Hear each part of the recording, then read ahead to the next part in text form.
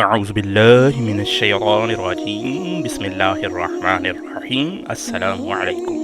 حضرت عبداللہ بن عباس رضی اللہ تعالیٰ عنہ بیان کرتے ہیں کہ رسول اللہ صلی اللہ علیہ وآلہ وسلم نے فرمایا، جنت میں ایک ایسا شخص داخل ہوگا جسے جنت کے ہر گھر والے اور ہر بالا خانے والے کہیں گے، مرحبا مرحبا، ہمارے پاس آئیے ہمارے پاس آئیے۔ حضرت ابوبکر صدیق رضی اللہ تعالیٰ عنہ نے عرض کیا، یا رسول اللہ، وہ شخص بہت کامیاب اور سرخرو ہوگا۔ آپ صلی اللہ علیہ وآلہ وسلم نے فرمایا، کیوں نہیں ابوبکر، وہ تم ہی ہوگے۔ امیر المومنین حضرت علی رضی اللہ تعالیٰ عنہ کی نظر میں حضرت ابوبکر و عمر رضی اللہ تعالیٰ عنہ اس کے اہل تھے۔ عالم برزخ میں رسول اللہ صلی اللہ علیہ وآلہ وسلم کی قربت سے فیض یاب ہوں گے۔ حدیث پاک میں ہے کہ حضرت عبداللہ بن عباس رضی اللہ تعالیٰ عنہ بیان کرتے ہیں کہ میں لوگوں کے درمیان کھڑا ہوا تھا، لوگ حضرت عمر فاروق کے لیے دعا کر رہے تھے اور حضرت عمر کا جنازہ تخت پر رکھا ہوا تھا۔ اس وقت ایک شخص اپنی کوہنی میرے کندھے پر رکھی ہوئی تھی اور یہ کہہ رہا تھا، اللہ آپ پر رحم کرے، اللہ آپ پر رحم کرے۔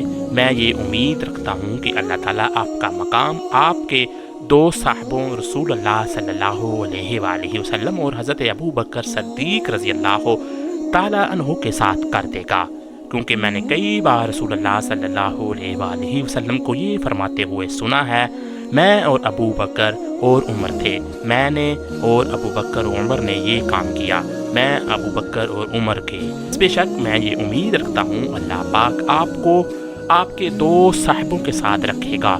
میں نے پیچھے مڑ کر دیکھا تو یہ کہنے والے حضرت علی بن ابی طالب رضی اللہ تعالیٰ عنہ تھے، جس منبع علم سے رحمت للعالمین صلی اللہ علیہ وآلہ وسلم سیراب ہوئے، اس کا بچا ہوا تبرک حضرت ابو بکر صدیق کو عطا ہوا۔ حدیث پاک میں ہے کہ حضرت عبداللہ بن عمر رضی اللہ تعالیٰ عنہ بیان کرتے ہیں کہ نبی کریم صلی اللہ علیہ وآلہ وسلم نے فرمایا، میں نے خواب دیکھا ہے کہ مجھے ایک بڑا پیالہ دیا گیا ہے جو دودھ سے بھرا ہوا تھا، میں نے اس سے اتنا سیر ہو کر پیا کہ مجھے لگا کہ دودھ میرے گوشت اور جلد میں سرایت کر رہا ہے۔ میں نے اس پیالے میں کچھ دودھ بچا لیا اور وہ ابو بکر رضی اللہ تعالیٰ عنہ کو دیا۔ صحابہ کرام نے عرض کی، یا رسول اللہ صلی اللہ علیہ وآلہ وسلم، یہ علم ہے جو اللہ تعالیٰ نے آپ کو عطا، حتیٰ کہ جب آپ اس سے سیر ہو گئے تو آپ نے اپنا بچا ہوا علم ابو بکر رضی اللہ تعالیٰ عنہ کو دیا۔ آپ نے فرمایا، تم نے اس کی صحیح تعبیر کی ہے۔ حضرین، افضل البشر بعد الانبیاء کون ہے؟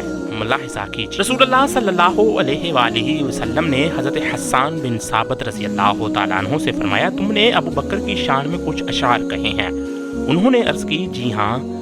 آپ صلی اللہ علیہ وآلہ وسلم نے ارشاد فرمایا، مجھے بھی سناؤ۔ میں نے وہ سنانا شروع کیے جس کا ترجمہ تھا، بلند غار میں دو میں سے دوسرا، جب وہ پہاڑ پر چڑھے تو دشمن نے ان کو تلاش میں چکر کاٹا اور وہ رسول اللہ صلی اللہ علیہ وآلہ وسلم کے محبوب تھے اور انہیں پتا تھا کہ مخلوق میں انبیاء کے علاوہ کوئی ان کا ہمسر نہیں، تو رسول اللہ صلی اللہ علیہ وآلہ وسلم یہ اشعار سن کر ہنس پڑے۔ حضرت انس بن مالک رضی اللہ تعالیٰ عنہ بیان کرتے ہیں کہ رسول اللہ صلی اللہ علیہ وآلہ وسلم کا 63 برس کی عمر میں وصال ہوا اور حضرت ابو بکر و عمر رضی اللہ تعالیٰ عنہ کی بھی عمر 63 سال تھی۔ سورہ طٰہٰ کی آیت نمبر 55 کی روح سے حضور سید المرسلین صلی اللہ علیہ وآلہ وسلم، حضرت ابو بکر رضی اللہ تعالیٰ عنہ اور حضرت عمر فاروق رضی اللہ تعالیٰ عنہ کی تخلیق جس مٹی سے ہوئی وہ ایک ہی ہے۔ عبداللہ بن سوار بیان کرتے ہیں، میرے باپ نے ایک دن مجھے یہ واقعہ بیان کیا کہ نبی کریم صلی اللہ علیہ وآلہ وسلم کا گزر ایک مکان پر ہوا جہاں ایک قبر کھودی جا رہی تھی۔ آپ صلی اللہ علیہ وآلہ وسلم نے پوچھا، یہ کس کی قبر ہے؟ تو آپ صلی اللہ علیہ وآلہ وسلم کو بتایا گیا کہ یا رسول اللہ صلی اللہ علیہ وآلہ وسلم، فلاں حبشی کی یہ قبر ہے۔ آپ صلی اللہ علیہ وآلہ وسلم نے فرمایا، واہ سبحان اللہ، زمین سے آسمان تک اس مٹی کے آثار ہیں جس سے اسے پیدا کیا گیا تھا۔ تو میرے والد نے کہا، سواد، میں تو سمجھتا ہوں ابو بکر و عمر رضی اللہ تعالیٰ عنہ کی اس سے بڑھ کر کوئی فضیلت ہو ہی نہیں سکتی کہ ان دونوں کی تخلیق اس مٹی سے ہوئی جس سے رسول اللہ صلی اللہ علیہ وآلہ وسلم کو پیدا کیا گیا. اسی زمین سے ہم نے تمہیں پیدا کیا اور اسی میں تم کو لوٹائیں گے اور اسی سے دوبارہ تمہیں کو باہر نکالیں گے. قرآن کریم میں اللہ تبارک و تعالیٰ نے بھی صحابہ کرام کے مدارج و مراتب کو میں اصول ترجیح کا بیان فرمایا ہے. تم میں سے کوئی بھی ان کے برابر نہیں ہو سکتا جنہوں نے فتح مکہ سے پہلے اللہ کی راہ میں مال خرچ کیا اور کافروں سے قتال کیا، اور ان کا درجہ ان سے بہت بڑا ہے جنہوں نے فتح مکہ کے بعد اللہ کی راہ میں مال خرچ کیا اور جہاد کیا. ہاں، اللہ نے ان سب سے اچھے انعام کا وعدہ فرمایا ہے اور اللہ تعالیٰ تمہارے کاموں کی خوب خبر رکھنے والا ہے.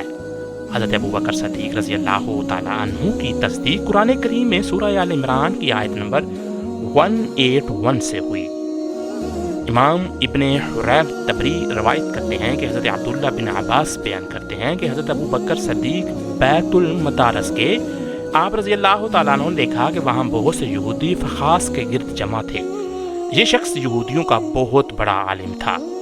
حضرت ابوبکر صدیق نے فخاص سے کہا، اے فخاص، تم پر افسوس ہے، تم اللہ سے ڈرو اور اسلام قبول کر لو. تم کو معلوم ہے کہ حضرت محمد مصطفیٰ صلی اللہ علیہ وآلہ وسلم اللہ کے رسول ہیں. وہ اللہ کے پاس سے وہ دین برحق لے کر آئے جس کو تم تورات اور انجیل میں لکھا ہوا پاتے ہو. فخاص نے کہا، ابوبکر، باخدا ہمیں اللہ کی کوئی حاجت نہیں ہے بلکہ اللہ ہمارا محتاج ہے.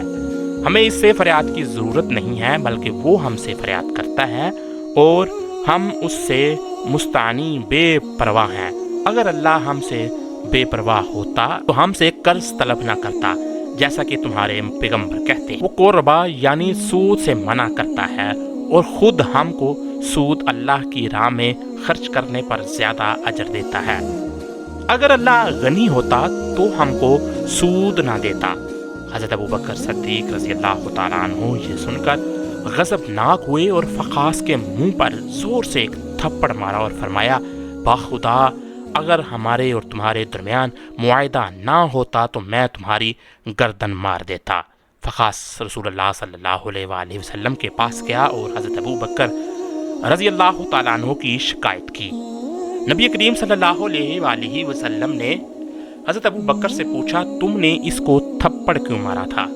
حضرت ابوبکر صدیق رضی اللہ تعالیٰ عنہ نے بتایا، اس نے اللہ تعالیٰ کی شان میں گستاخی کی اور کہا اللہ فقیر ہے اور ہم غنی ہیں، اس وجہ سے میں نے غضبناک ہو کر اس کو تھپڑ مارا. فخاص نے اس کا انکار کیا اور کہا میں یہ نہیں کہا تھا. تب اللہ تعالیٰ نے فخاص کی رد اور حضرت ابوبکر صدیق رضی اللہ تعالیٰ عنہ کی تصدیق میں یہ آیت نازل فرمائی. بے شک اللہ نے ان لوگوں کا قول سن لیا جنہوں نے کہا تھا کہ اللہ فقیر ہیں اور ہم غنی ہیں.